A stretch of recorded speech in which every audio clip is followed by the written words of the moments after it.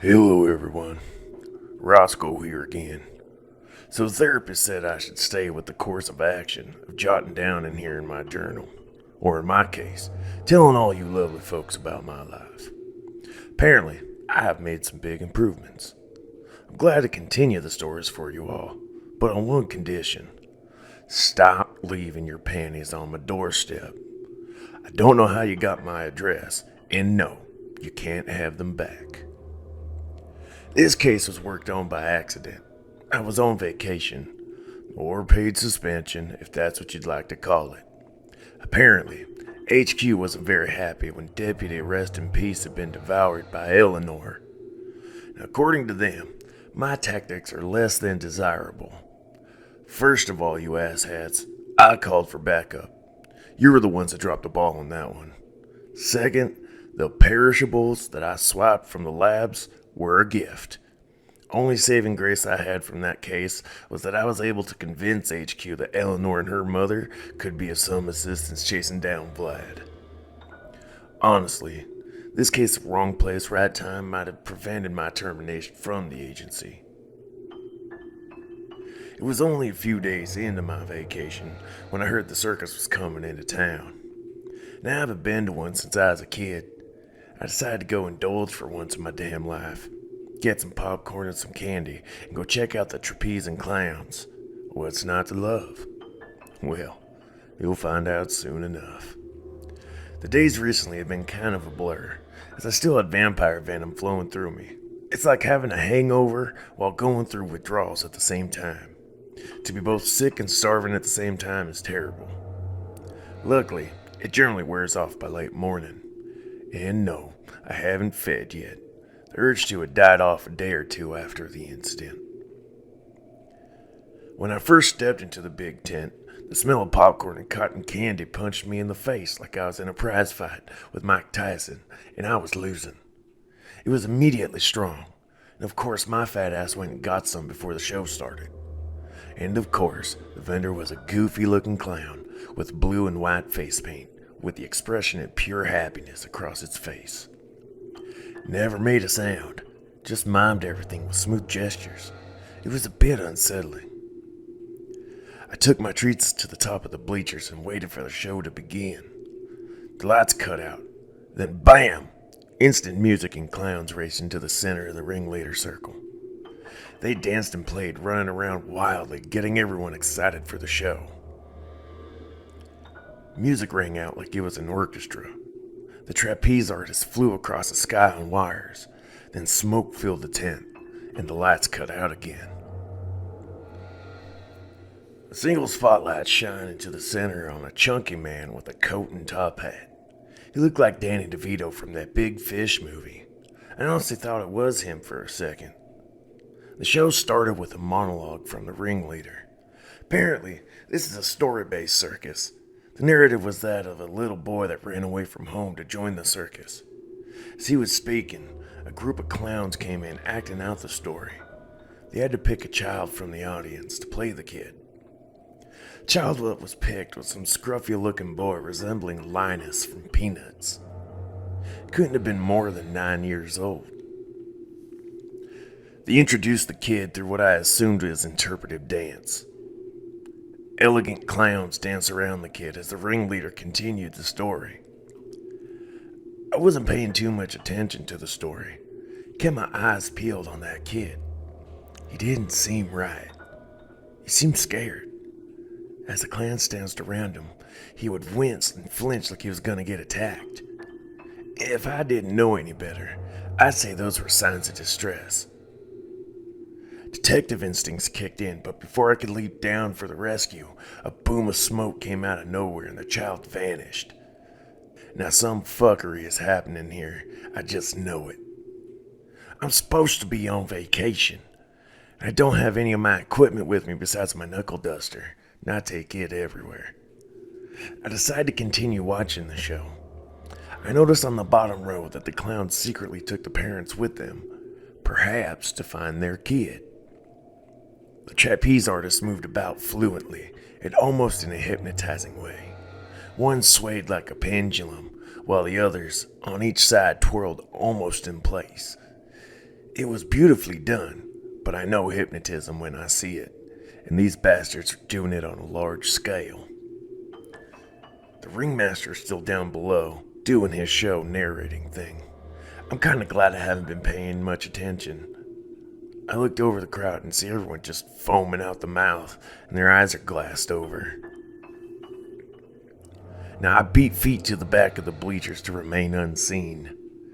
Something is going on, and on top of all of it, there's a child missing, along with his parents now. Fuck me. Suspension or not, I need to figure this out. I stayed under the bleachers until the show was over. Everyone seemed to file out of the big top systematically. Nothing like a big crowd after a long event. It was perfectly synced, how they would file, almost like a zipper closing. All of them had their children, though.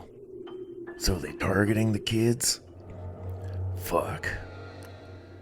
The lights clicked off. It was my chance to move. I moved carefully to the back side of the tent. There was a commotion. A few of the clowns were arguing.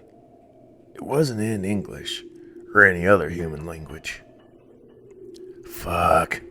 Is this going to be a killer clowns from outer space type of thing? I used my car keys to poke a hole in the tent to get a look. I see a red and yellow faced clown, seeming to strip its skin, shedding almost. It took form of the little kid. God damn it. Changelings. These bastards must be integrating with the entire town. Who knows how many kids are taken? That just means there's a nest nearby. I don't have any help on this one. I can't trust anyone, and calling into HQ will only cause more of an uproar, as I'm not supposed to be conducting any official business. I am insanely under-equipped, and my little knuckle duster ain't gonna do a damn thing against a nest. I can't do anything without knowing where the nest is anyways. I might as well pull recon and get intel on these chameleon fucks. The clown boy thing took off. Assumption is that he is joining his new family. I might as well do my best to tail him and get intel. Fucking up one is much easier than attempting to die against hundreds. Luck would have it that I still have vamp blood flowing through me, so I can still move fast and have subpar strength. It is a considerable leg up than just being normal. I head my way as quietly as possible to the parking lot. Gotta get to my car. If they see it at all, they'll know there's a straggler and not keen to getting caught. I made my way to the bushes just outside the tent, and let's just say my luck ran dry. My car was surrounded by a handful of the clowns. Well, I guess I'm on foot. They may have my car right now, but they sure as shit ain't getting me. I book it to the woods. It's my only shot to GTFO, as you kids would say. As I clear the woodline, I hear a few of them give chase. They can't catch up, so I'm not worried, but now they know someone knows, and they will most likely have whoever in town is one of them snooping around. My best bet will get this over quickly. No time to purchase supplies. I have to break into the hardware store and see what I can come up with. I don't have time to get the kid. These bastards are gonna be on their A game. The clowns are tailing me but haven't kept pace. There's no use in hiding. As I break through the other side of the woods, come across a main stretch of road. I can see faces of children peering at me through the window. Not gonna lie, that spooked me a bit. Who knows how many of the town's kids have been changed? Is that the correct term? Fuck, I can't remember. All I know is that at this point in time, I know that I've been spotted, and it won't take long for them to know my location. I run as fast as this vamp blood will let me, all the way to the hardware store. Now I waste no time on the door, I just smash straight through it. The agency could pay for the damages. I gather anything flammable, and cloth, and packing peanuts. Some simple supplies for homemade napalm. Some fireproof blankets, and some propane bottles. Piping and an ignition. Homemade flamethrower. Any of y'all ever come encounter with some changelings or any other thing? Fire is a great way to get rid of it. The amount needed may differ by species. I hear them coming in sounds through the street like a mob. I was definitely an unwanted guest, but fuck it. This makes it easier to determine who's good and bad, right? The ones chasing me are bad. I hope. I finished getting everything together and strapped myself with as much explosives as possible. Now looking back, this wasn't a bright idea. What happened next was straight out of a fucking action movie. I made my way to the street to face the horde. The ringleader led the clan, and everyone paused, like an old western. The only thing I could think of at that moment was Tombstone, when Doc Holliday says, "I'll be your Huckleberry." And as the words left my mouth, it began. I launched several Molotovs to create a perimeter to prevent them from charging in. As the last bottle opened up and ignited, I launched several spike bomb clusters their way. This will dwindle their numbers quite a bit and keep them distracted. I back up down the street to give some space. I need to lead them back to the big top, get as many of them inside as possible and torch it, and use the stragglers as a lead back to the den. I'm sure that's where I'll find all the children. How can I do it without making it obvious? Breadcrumb it. Breadcrumb it is a term we use when we utilize signals that the baddies can follow. For this instance, I will use fuel in fire. I can't move too fast or else they'll know I'm leading them. I throw another Molotov and move back. Let them feel like they're gaining ground. I do this little trick utilizing everything I got besides my flamethrower all the way to the big top. As I enter the tent, I move straight towards the back and I see them all flooding in.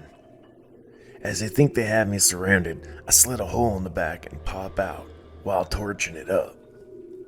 I got burned pretty bad. One of those little bastards grabbed a hold of my leg and tried pulling me back in. I wasn't having none of that, so I fed the sumbitch's arm with fuel and torched it off of me. The entire tent went up so damn quick, I honestly thought it would have taken a bit more. All of them were engulfed in flame, and all the while the flames fed into the forest. The trees started lighting, and soon enough the whole forest was engulfed. I noticed a few stragglers run off into the woods, assuming they were going for the nest. I gave chase, and as I followed, I had no choice but to phone in HQ and let them know of the shit show that happened. I couldn't contain the fire myself, and I needed to focus on saving the kids. I followed them to a cave entrance. I grabbed a burning stick and used it as a makeshift torch. Even though I have vamp blood running through my veins, their eyesight only works if there's moonlight. And there wasn't any of that shit in the cave. And I saw them head deeper, so at this point, I don't need to be quiet. And I rushed forward and leapt onto the closest one to me. He put up a fight. Kinda. The superhuman subpar strength I had was enough to rip that bastard's head clean off his shoulders. His friend, on the other hand, came out of nowhere and jumped karate kicked me square in the face. That shit hurt, and my torch went flying, so it comes down to fisticuffs. Thank God I had Old Glory in all her shining grace. And I picked myself up and moved towards the torch so I could get a better look at this fuck. It was that same clown that gave me the popcorn, only this time, uglier. Its face was melting off, and you could see the under portion of what changelings really look like. It's fucking disgusting. He charged me with the ferocity of a wild animal. And I donned Old Glory, and rammed it through the sumbitch's chest. Even with vampire strength, it takes a lot to punch through someone. And I pulled my arm out of the guy like he was a glove, and I tossed him into the ground. Just as he landed, I heard cries and coughs coming from the back of the cave. And I rushed back and noticed a room full of cages. I rushed through one by one, opened them, and all the kids plus myself were starting to succumb to the smoke from the fire. Now our best bet is to go to the farthest depth of the cave and cover up with the fireproof blankets I grabbed. I get all the kids hunkered down as I call into HQ, but I can't get a damn signal. The cave is filling with smoke fast, and I'm sure now the entrance is completely engulfed. One by one, the children start to pass out from lack of oxygen. And as the last child drops, start to get the dizziness and the faded eyesight. Everything begins to lose focus, and as I black out, I notice a bright white light as I collapse. And when I came to, there were agency vehicles all around and emergency staff tending to the children. My captain came to me to get my debrief. He handed my credentials back, told me to get back to work. And fuck that guy. I was supposed to be on vacation. All the children made it out, but who knows how many more of those bastards got away. I got the majority, I think, but no one can say for certain. Well, friends, I do appreciate you guys listening to these stories. Keep your head up and watch your six. Until next time.